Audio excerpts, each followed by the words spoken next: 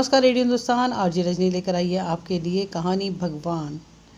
एक दिन सुबह सुबह दरवाजे की घंटी बजी। दरवाज़ा खोला तो देखा एक आकर्षक कदकाठी का व्यक्ति चेहरे पे प्यारी सी मुस्कान लिए खड़ा था। मैंने कहा, जी कहिए।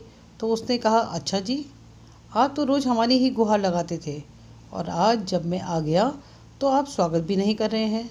मैंने कहा, माफ़ कीजिए भाई साहब, मैंने पहचाना नहीं आपको।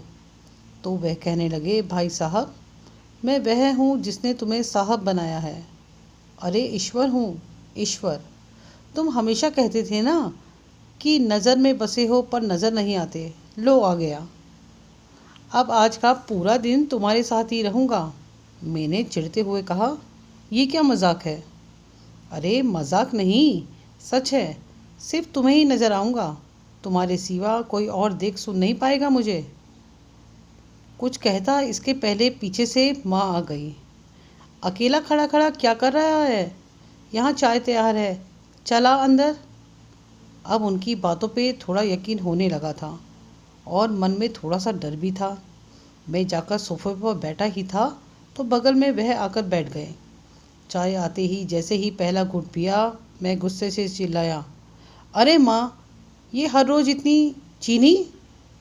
इतना कहते ही ध्यान आया कि अगर ये सचमुच के ईश्वर हैं तो इन्हें कतई पसंद नहीं आएगा कि कोई अपनी माँ पर गुस्सा करे। अपने मन को शांत किया और समझाया भी, भाई तुम नज़र में हो आज पूरा दिन, आज ज़रा ध्यान से। बस फिर मैं जहाँ जहाँ वह मेरे पीछे पीछे पूरे घर में। थोड़ी देर बाद नहाने के लिए जैसे ही बाथरूम की तरफ चला तो उन्होंने भी कदम बढ़ा दिए। मैंने कहा, प्रभु यहाँ तो बख्श दो। खैर, नहाकर तैयार होकर मैं पूजा घर में गया। यकीनन पहली बार तन्मयता से प्रभु वंदन किया, क्योंकि आज अपनी ईमानदारी जो साबित करनी थी। फिर ऑफिस के लिए निकला। अपनी कार में बैठा तो देखा बगल में महाशय पहले से ही बैठे हुए हैं। सफ़र शुरू हुआ तभी एक फ़ोन आया और फ़ोन उठाने ही वाला था कि ध्यान आया, तुम नज़र में हो। कार को साइड में रोका, फ़ोन पर बात की और बात करते करते कहने ही वाला था, बस इस काम के ऊपर के पैसे लगेंगे। पर ये तो गलत था, पाप था पाप। तो प्रभु के सामने कैसे कहता। एक ही मुँह से निकल गया, आप आ जाइए, आपका काम हो जाएगा आज। फिर उस दिन ऑफिस में ना स्टाफ पर गुस्सा किया, ना किसी कर्मचारी से बहस की। 20, 25, 50 गालियाँ तो रोज़ अनावश्यक निकल ही जाती थी मुँह से, पर उस दिन सारी गालियाँ कोई बात नहीं, इट्स ओके में तब्दील हो गई।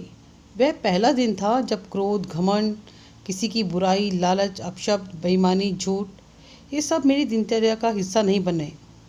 शाम को ऑफिस से निकला, कार में बैठा तो बगल में बैठे ईश्वर को बोल ही दिया, प्रभु सीट बेल्ट लगा लें, कुछ नियम तो आप भी निभाएं।